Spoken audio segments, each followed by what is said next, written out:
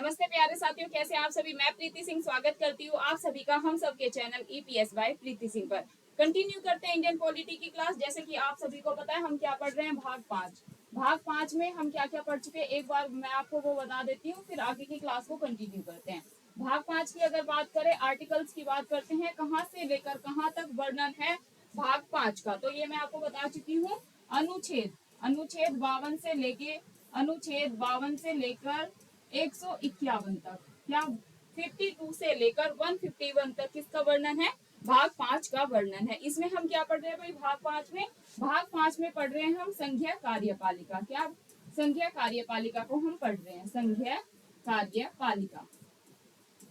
कार्यपालिका को हम पढ़ रहे हैं। और इसमें हमने क्या क्या पढ़ लिया है, एक बार मैं वो आपको बता देती हूँ फटाफट से।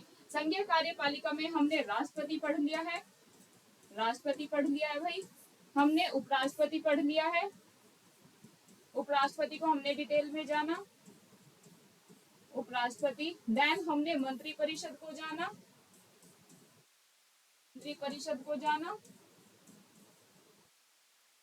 महान्यायवादी। आज की क्लास में हम क्या पढ़ेंगे, आज की क्लास में हम पढ़ने जा रहे हैं संसद। क्या पढ़ेंगे भाई, आज की क्लास में हम पढ़ने जा रहे हैं संसद। संसद किस आर्टिकल में है, संसद किस किस से मिलकर बनी है, संसद के कितने सदन है, तो विस्तार से आज हम चर्चा करेंगे। शुरू करते हैं भाई। संसद, ध्यान देंगे सभी बच्चे यहाँ पर। संसद की अगर बात करें, क्या भाई संसद की अगर बात करें, एक एक पॉइंट को अच्छे से समझते हुए चलेंगे।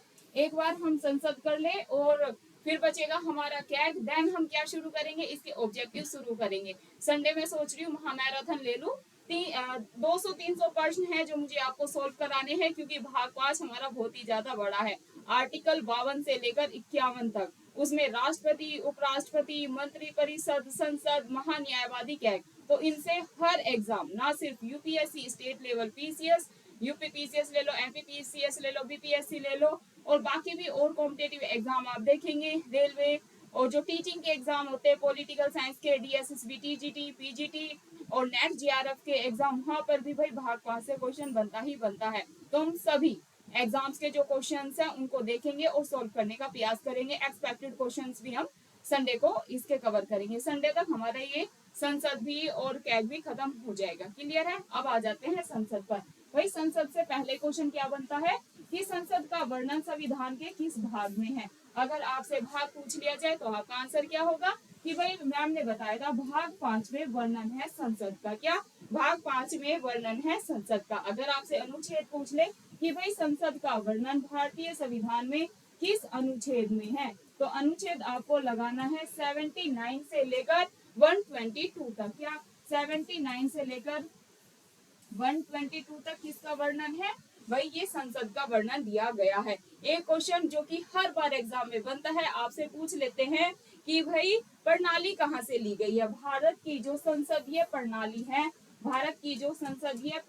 है, वो किस देश के संविधान से ली गई है। भारत की संसदीय प्रणाली किस देश के संविधान से ली गई है, किस देश के संविधान से ली गई है।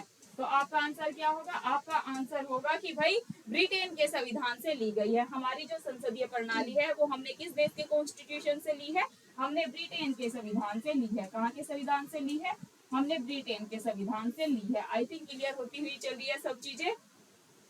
और ये आपको ध्यान रखना है, जो भारत की संप्रभुता है वो किस में निहित है, भारत की संप्रभुता संसद में ही निहित है।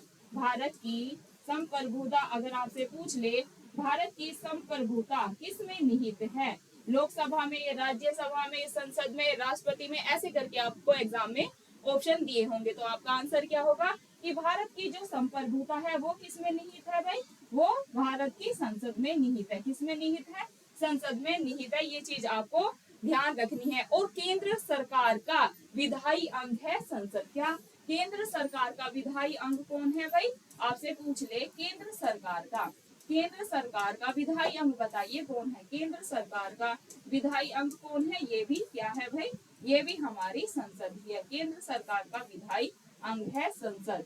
अच्छे से माइंड में सारी चीजों को आपको बैठाते हुए चलना है। अब आपको एक चीज ये याद रखनी है कि भाई जो शब्द है, ये जो संसद शब्द है, ये कहाँ से लिया गया है, शब्द कहाँ से लिया है, तो आप याद रखेंगे फ्रांस से लिया है। कहाँ से लिया है? FRANCE। हमने जो संसद शब्द है वो कहाँ से लिया है? फ्रांस से लिया है। क्लियर होती हुई चल रही है सब चीजें। अब हम जानते हैं कि भाई ये सारी चीजें फटाफट से रिवीजन करते हैं। पूछ ले कि संसद शब्द कहाँ से लिया है, तो आपका आंसर क्या होगा कि भाई फ्रांस से लिया है। देन पूछ ले कि जो संसद है, इंडियन पार्लियामेंट है, यह संविधान के किस भाग में है? भाग 4 में है, भाग 5 में है, भाग 6 में है या भाग 7 में है? तो आपका आंसर क्या होगा कि भाई भाग 5 में संसद का वर्णन दिया गया है। देन अगर हम बात करें कि किस आर्टिकल में संसद का वर्णन दिया गया है, तो आपका आंसर क्या होगा?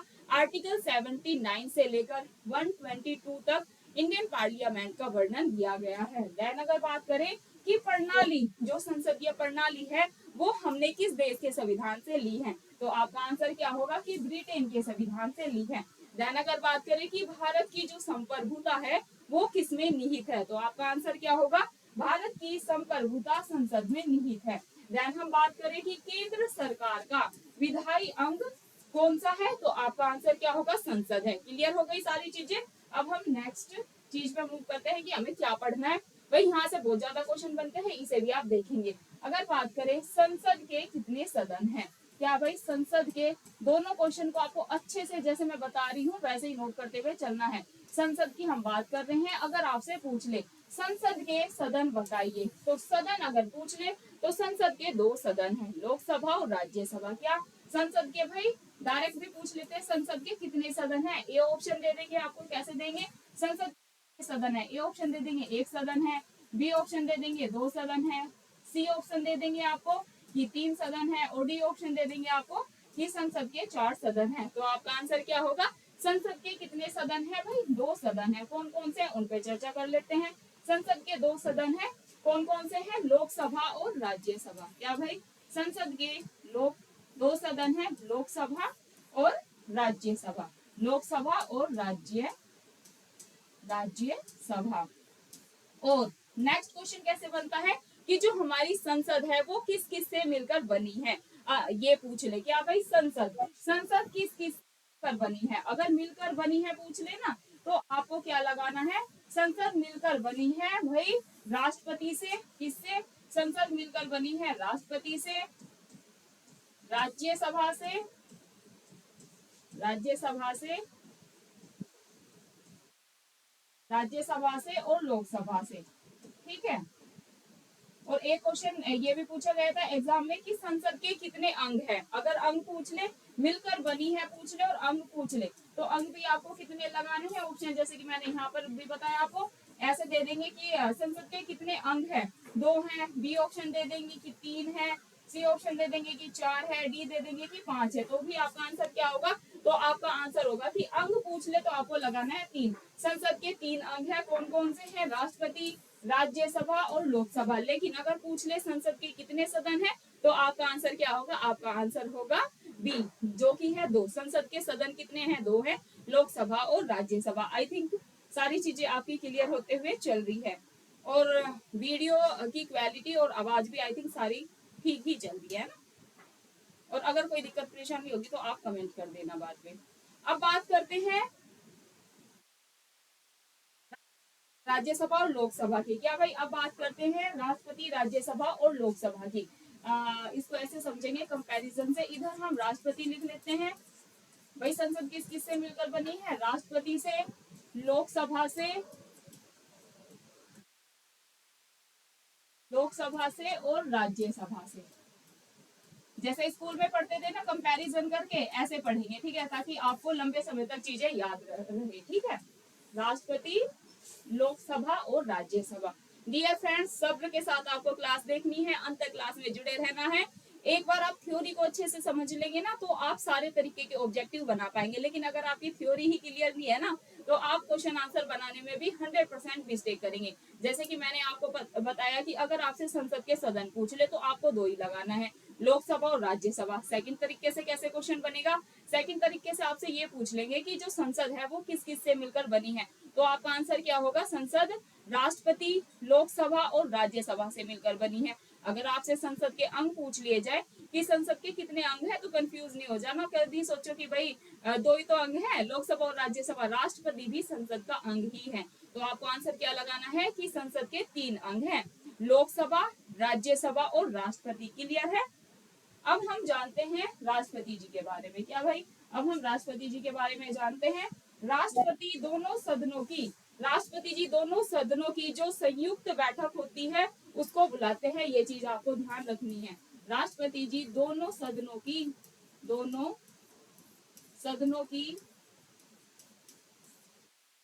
की बैठक को बुलाते हैं। बैठक बुलाते हैं। ये एक पॉइंट तो आपको ये नोट करना है। सेकंड क्या है कि भाई कोई भी जो बिल होता है ना, कोई भी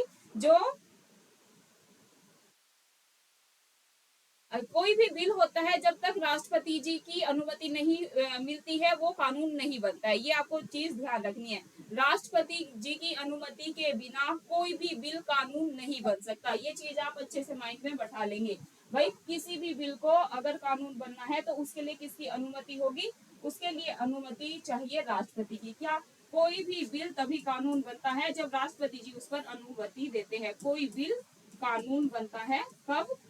कोई बिल कानून बनेगा, ऐसे नोट कर ले आप, जब राष्ट्रपति जी उस पर अनुमति देंगे। ठीक है, ये चीज आपको ध्यान रखनी है। क्लियर है। राष्ट्रपति की अनुमति के बिना कोई भी बिल कानून नहीं बन सकता है। राष्ट्रपति जी के हस्ताक्षर जरूरी है। कोई भी बिल कानून तब बनेगा जब राष्ट्रपति जी उस पर अनुमति देंगे या हस्ताक्षर करेंगे। ये चीज ध्यान रखनी है। राष्ट्रपति जी अनुमति देंगे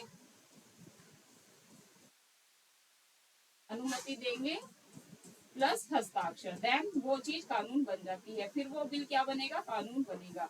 हस्ताक्षर, बस आप इतना सा याद कर लें। क्लियर है। और ये राष्ट्रपति के चैप्टर में मैं करा चुकी हूँ कि भारत का एक ही राष्ट्रपति होगा, ऐसा किस अनुच्छेद में? आर्टिकल 52 में है। भारत का जो राष्ट्रपति का जो पद है वो सर्वोच्च पद है। प्रथम नागरिक कौन होता है? भारत के राष्ट्रपति होते हैं। ये सारी चीजें ऑलरेडी मैं आपको राष्ट्रपति की क्लास में करा चुकी हूँ। अब हम जानते हैं लोकसभा राज्यसभा के बारे में। क्या भाई, अब हम जान लेते हैं लोकसभा और राज्यसभा के बारे में। क्लियर है। हाउस ऑफ द पीपल के नाम से जाना जाता है लोकसभा को। क्या भाई? हाउस ऑफ द पीपल के नाम से किसको जाना जाता है? हाउस ऑफ द पीपल, मतलब लोगों की सभा। लोगों का सदन कौन सा है? Lok Sabha. House of the people अंग्रेजी में आप ऐसे याद कर ले। किस आर्टिकल में वर्णन है लोकसभा का? तो आर्टिकल 81 आपको याद रखना है। कैसा सदन है ये आपको याद रखना है।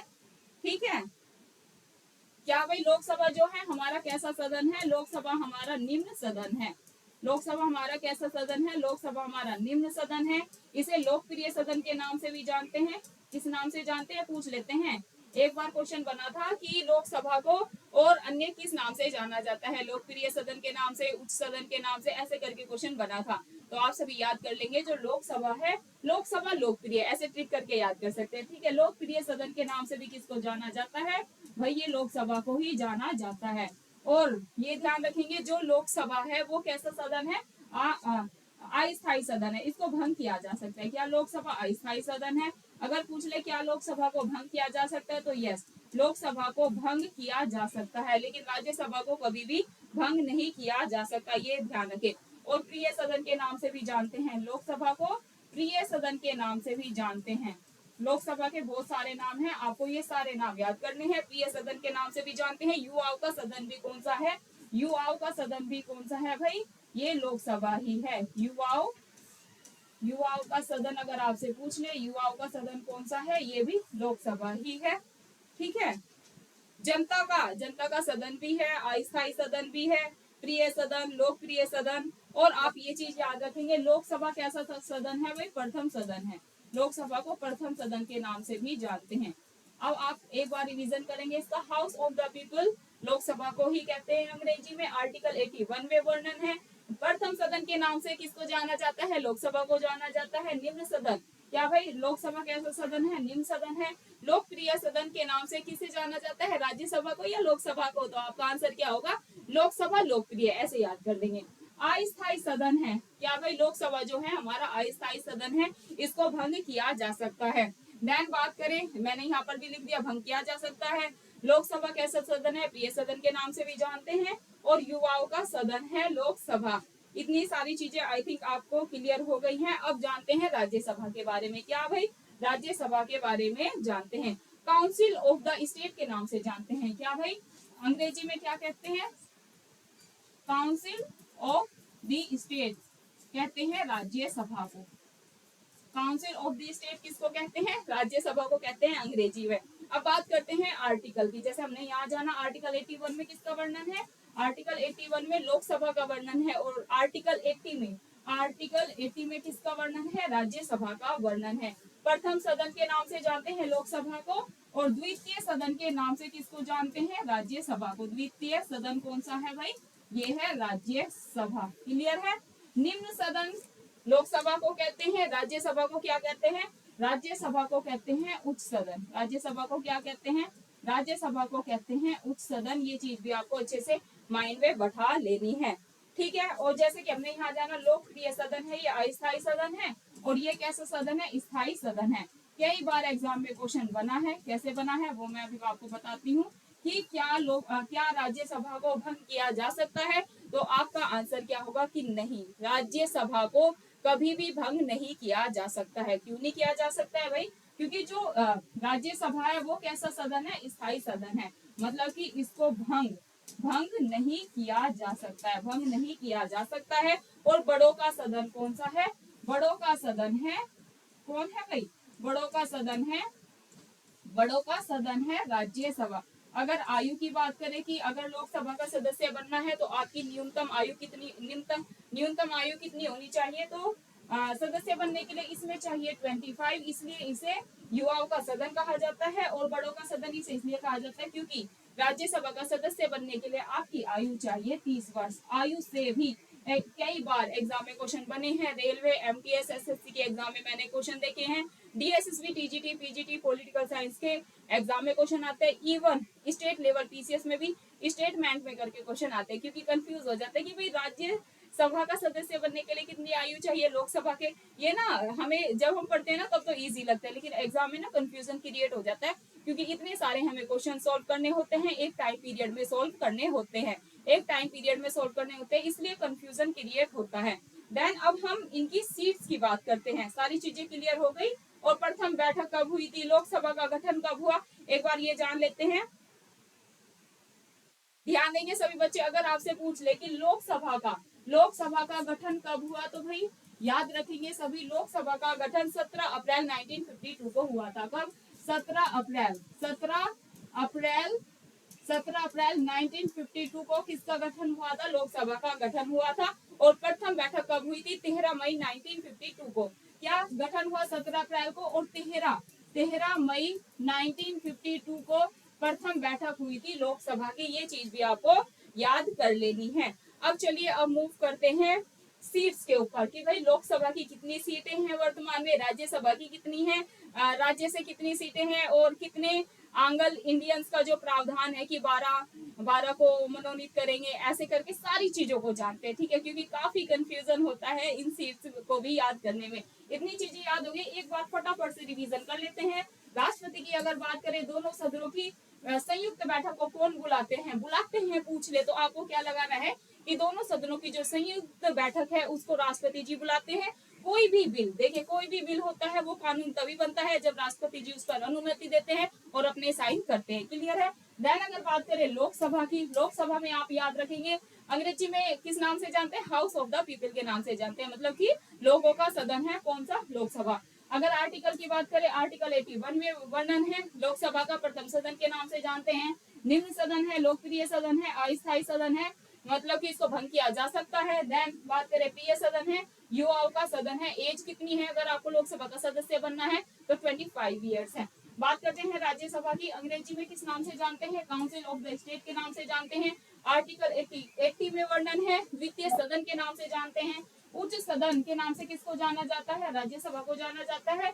स्थायी सदन है, इसको भंग किया जा सकता है। बड़ों का सदन है, क्योंकि अगर राज्यसभा का सदस्य बनना है तो आयु कितनी चाहिए, 30 ईयर्स चाहिए। अब बात करते हैं इनकी सीट्स के ऊपर। क्या भाई, अब इनकी सीट्स के ऊपर बात करते हैं कि लोकसभा की कितनी सीट्स है और राज्यसभा की कितनी सीट्स हैं। पहले राज्यसभा की बात कर लेते हैं। राज्यसभा की बात करते हैं भाई।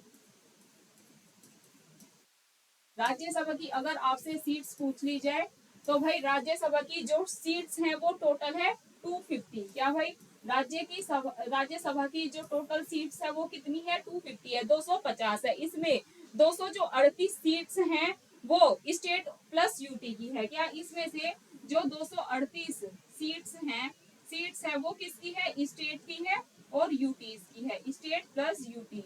ये आप याद कर लेंगे, ठीक है।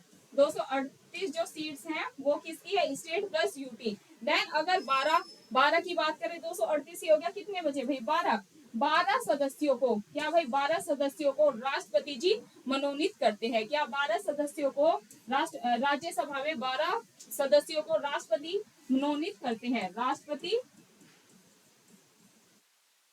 जी मनोनीत करते हैं। राष्ट्रपति द्वारा मनोनीत किया जाता है 12 सदस्यों को राज्यसभा के, राष्ट्रपति द्वारा मनोनीत, कला साहित्य के क्षेत्र से मनोनीत। ये आपको ध्यान रखना है। 12 सदस्यों को कौन मनोनीत करते हैं, राष्ट्रपति मनोनीत करते हैं।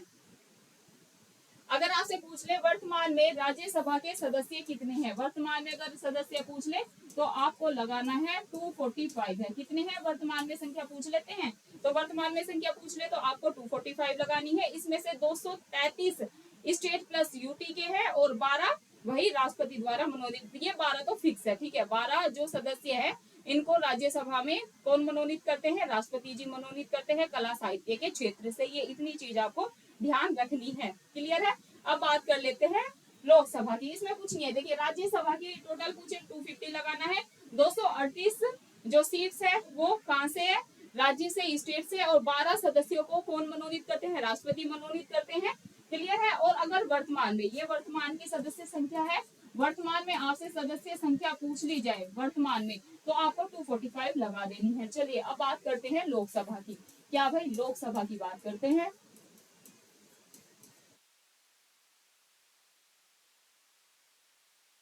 लोकसभा की अगर बात करें तो इसमें अधिकतम सीट आपसे पूछेंगे। लोकसभा की अधिकतम सीट कितनी है, लोकसभा की अधिकतम सीट की अगर बात करें, अधिकतम सीट है 552। कितनी है भाई, लोकसभा की अधिकतम सीट है 552। ये चीज आपको ध्यान रखनी है। अब इसमें हम कॉन्ट्रीब्यूशन देते हैं कि भाई राज्य से कितनी है, स्टेट से कितनी है, यूटी मतलब स्टेट से कितनी है, यूटी से कितनी है, और आंगल भारतीय से जो चुने जाते हैं क्या वो अब चुने जाते हैं या नहीं। तो ध्यान रखेंगे सभी बच्चे, राज्य से कितने हैं, राज्य को कितनी सीट है, तो 530 आपको लगानी है। कितनी है, 530 है। देन अगर बात करें यूटी, क्या भाई संघ शासित प्रदेशों की, तो इनको कितनी सीट्स दी गई है, इनकी सीट्स है 20। और जो दो थे आंगल भारतीय समुदाय से जो चुने जाते थे, भाई इनको आंगल भारतीय जो समुदाय से चुने जाते थे इनका अब एंड कर दिया गया है। और कौन से संविधान संशोधन के तहत किया गया है, कई बार एग्जाम में पूछ लिया जाता है, 104वें संविधान संशोधन के तहत। क्या भाई, लिख लेंगे सभी बच्चे, 104वें संशोधन द्वारा इसका समाप्ति कर दी गई है, इसका एंड कर दिया गया। 104वें संविधान संशोधन के द्वारा जो लोकसभा में दो आंगल भारतीयों को चुना जाता था, उनको आंगल समुदाय से चुना जाता था, उनका एंड कर दिया गया है। आपसे पूछ लेंगे किस संविधान के संशोधन के तहत किया गया है, तो आपको लगाना है 104वें संविधान संशोधन के तहत। मतलब कि जो आर्टिकल 331 है, 331 है, उसका एंड कर दिया गया है। क्या, आर्टिकल 331 331 क्या हो गया है, अब समाप्त हो गया है। ये चीज आपको ध्यान रखनी है। इसी के तहत दो आंगल भारतीय से चुना जाता था, दो व्यक्तियों को, क्लियर है। अब जो तो ये आंगल समुदाय के लोग हैं जो कि राष्ट्रपति ही चुनते थे, इनकी समाप्ति कर दी गई है। अब राष्ट्रपति इन्हें नहीं चुनते, मतलब इन्हें मनोनीत नहीं करते हैं। ये चीज आपको ध्यान रखनी है।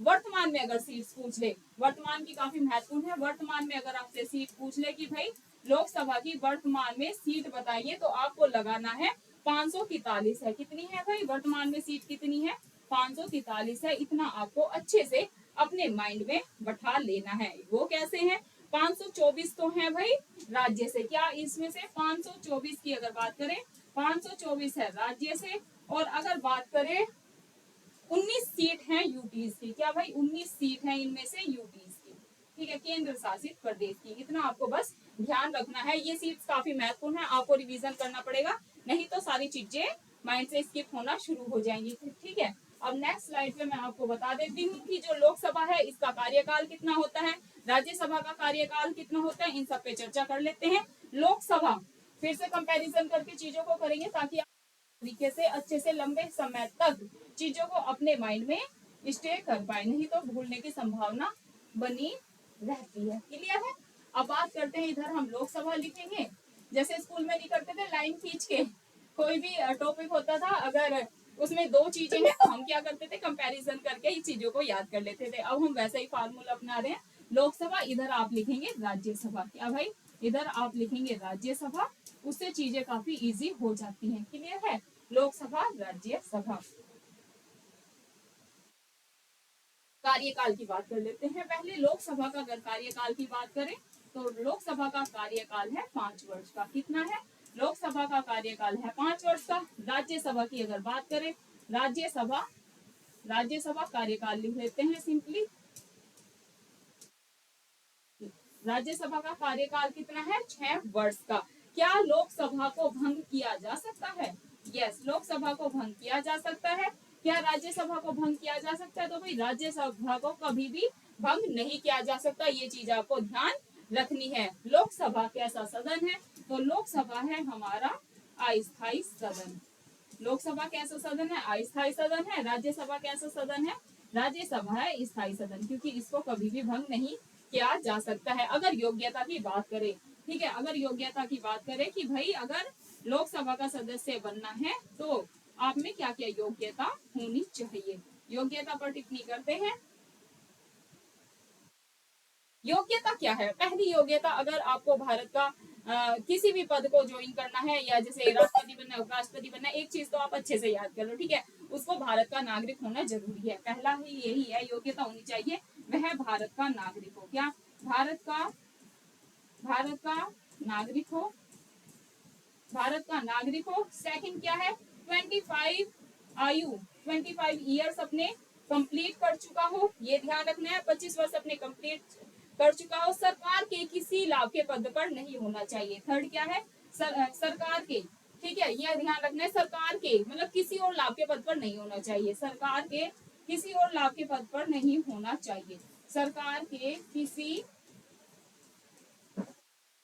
किसी और लाभ के पद पर नहीं होना चाहिए, ठीक है, लाभ के पद पर नहीं होना चाहिए। और फोर्थ क्या है कि भाई वो पागल और दिवालिया ना हो। देखिए यहाँ पर भी सारी चीजें सेम है। अगर योग्यता की बात करें, राज्यसभा का अगर सदस्य बनना है, एक चीज चेंज है बस आयु की। आयु उसको कितनी होनी चाहिए, आयु उसकी 30 ईयर्स उसकी कंप्लीट होनी चाहिए, बस यही अंतर है, बाकी सब सेम है योग्यताओं में।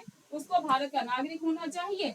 आयु की बात करें, यहाँ पर 25 वर्ष है, यहाँ पर 30 वर्ष है। देन बात करते हैं सरकार के किसी लाभ के पद पर नहीं होना चाहिए, यहाँ पर भी यही है। अगर राज्यसभा का सदस्य बनना है तो उसे किसी और लाभ के पद पर नहीं होना चाहिए। और फोर्थ क्या है, उसे पागल व दिवालिया नहीं होना चाहिए। क्या भाई, पागल, अगर किसी व्यक्ति को लोकसभा राज्यसभा का सदस्य बनना है, या कुछ भी राष्ट्रपति बनना है, उपराष्ट्रपति बनना है, तो भाई वो पागल और दिवालिया नहीं होना चाहिए। क्या, पागल प्लस दिवालिया, दिवालिया, दिवालिया नहीं होना चाहिए, दिवालिया नहीं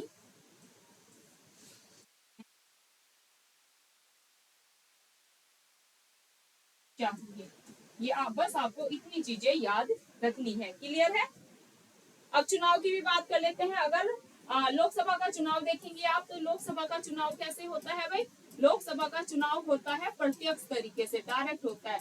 लोकसभा का चुनाव कैसे होता है, प्रत्यक्ष तरीके से। और राज्यसभा का जो चुनाव है वो कैसे होता है, वो होता है अप्रत्यक्ष तरीके से। कैसे होता है, अप्रत्यक्ष, अप्रत्यक्ष तरीके से होता है। इसमें क्योंकि जनता भाग लेती है, और इसमें चुनाव में राज्यसभा के विधायक भाग लेते हैं, विधायक और एमएलए होते हैं ना, वो भाग लेते हैं। इसलिए इसका चुनाव क्या होता है भाई, अप्रत्यक्ष तरीके से होता है राज्यसभा का। और लोकसभा का कैसा होता है कि भाई जनता इसमें पार्टिसिपेट करती है। बस इतनी सी चीजें हैं लोकसभा और राज्यसभा की। आप 1 से 2 बार क्लास को देखेंगे तो आपकी सारी चीजें तैयार हो जाएंगी। कल की क्लास में मैं आपको कराऊंगी पुरानी संसद और नई संसद। अभी नई संसद बन गई है ना, वहां पर अपना काम तो क्या उद्घाटन भी हो गया, वहां पर काम होना शुरू भी हो गया। लेकिन जो पुरानी संसद है उसका नाम क्या कर दिया गया है, उसकी स्थापना कब हुई थी, किसने की थी, नए संसद भवन की स्थापना किसने की, किस कंपनी को इसका प्रोजेक्ट दिया गया था, और यहाँ से 100% एग्जाम में क्वेश्चन बनेंगे। यूपी पीसीएस में नई संसद भवन से जब ये बनना ही स्टार्ट हुआ था उसी साल क्वेश्चन पूछ लिया गया था। तो कल की क्लास में मैं नए संसद भवन और पुराने संसद भवन को ऐसे, जैसे हमने लोकसभा राज्यसभा को आराम से प्यार से समझा, ऐसे ही हम कल कंपैरिजन करके नए संसद भवन पुराने संसद भवन को समझने का प्रयास करेंगे। क्योंकि एक ही क्लास में सारी चीजें करा दूंगी, फिर आपकी सारी चीजें ऊपर से चली जाएंगी, आपको इतनी सारी चीजें याद नहीं होगी। तो आप सभी को डियर फ्रेंड्स क्या करना है, आपको मैडम के पढ़ाने का तरीका अच्छा लगे, आपको उनका पढ़ाया हुआ समझ आता है, उनका एफर्ट अच्छा लगे, तो प्लीज आप क्या करेंगे, ज्यादा से ज्यादा वीडियो को शेयर करें। अगर आप अपने चैनल ईपीएस बाय प्रीति सिंह पर नए हैं तो चैनल को सब्सक्राइब कर लेंगे। प्लीज आप ऑल बेल आइकन दबा ले, उससे क्या होगा, जैसे ही मैं अपनी वीडियो डालूंगी आपके पास नोटिफिकेशन आ जाएगा, और आपको बैठ के कानों में लीड लगानी है, घर का या आप जहाँ पर भी पढ़ाई करते हैं एकांत को ना पकड़ना है, बैठ जाना है पेन पेपर लेकर, ठीक है। आपको नोट साथ साथ जैसे मैं चीजों को करा रही हूँ वैसे ही नोट करते हुए चलना है। और अगर नोट करने की आदत नहीं है, कुछ बच्चे ऐसे होते हैं ना कि भाई नोट करने में उन्हें मजा नहीं आता है ना, उनको ये है कि सुन के याद हो जाएगा, या नहीं करते हैं, लिखना अच्छा नहीं लगता है किसी किसी को, तो भी आपको टेंशन लेने की जरूरत नहीं है। आपको क्या करना है, डिस्क्रिप्शन में क्लास के बाद नीचे डिस्क्रिप्शन दिया होता है ना, उसमें आपको मेरा टेलीग्राम लिंक मिलेगा, उससे सभी बच्चे जितने भी हैं सभी को टेलीग्राम से ज्वाइन होना है। मैंने राष्ट्रपति उपराष्ट्रपति के नोट्स डाल दिए हैं, आज मैं आपको महान्यायवादी के नोट्स और संसद के नोट्स डाल दूंगी, ठीक है। तो वो आपको देखने हैं टेलीग्राम पे, सारे नोट्स हैंड रिटन जो मैं अपने हाथों से बनाती हूँ इतना हार्ड वर्क करके, वो आपको मिल जाएंगे। पहले आपको क्लास को देखना है, देन तभी आपको नोट्स भी समझ में आएंगे। और उन नोट्स को आपको सिर्फ मोबाइल में पीडीएफ के थ्रू नहीं पढ़ना है, आपको प्रिंट में निकलवा लेना है और उनकी ज्यादा से ज्यादा रिवीजन करना है। और डियर फ्रेंड्स, हर सैटरडे को और बीच बीच में हम आकर टॉक करते हैं, आपसे लाइव टॉक करते हैं, उसमें आपके जो भी डाउट्स है आप वैसे भी क्लास के अंत में मुझे अपने डाउट्स, कोई डाउट है, कोई संदेह है मन में, कोई दिक्कत परेशानी है, तो वो आप लिख सकते हैं, उन पर सैटरडे लाइव टॉक में चर्चा होगी। पढ़ाई से रिलेटेड प्रॉब्लम है, लाइफ से रिलेटेड प्रॉब्लम है, आप उसको भी शेयर कर सकते हैं। कमेंट्स मेरे पास होगी तो मुझे उस टाइम पे ध्यान रहेगा, मैं नोट करके रखती हूँ कि जैसे कि अगर बात करें कि अंजलि ने ये क्वेश्चन पूछा है, मनोज ने ये क्वेश्चन पूछा है, दीपांशु ने ये क्वेश्चन पूछा है ना, तो वो चीजें हमारे याद रहती है कि डिम्मी ने ये क्वेश्चन पूछा है। तो आप सभी जो भी आपके क्वेश्चन है वो प्लीज कमेंट में आपको जरूर लिखना है, फीडबैक भी आपको मुझे जरूर देना है। लंबी लंबी कमेंट किया करो, नेगेटिव हो पॉजिटिव हो जैसा भी है, आप को टॉपिक समझ में आ रहा है, नेक्स्ट टॉपिक आप क्या चाहते हैं वो भी आपको मुझे बताना है, ताकि मैं उसी हिसाब से अपनी क्लास को डिजाइन कर सकूं। धन्यवाद दोस्तों, फिर मिलते हैं आपको कल की क्लास में। जय हिंद जय भारत, अच्छे से पढ़ाई करते रहें। प्लीज आप ज्यादा से ज्यादा वीडियो को शेयर करें ताकि गांव गांव तक अपनी एजुकेशन की वीडियो जाए, और जिन भी बच्चों का सपना है सरकारी नौकरी पाने का वो उसको जरूर पूरा करे। ठीक है, धन्यवाद, शुक्रिया।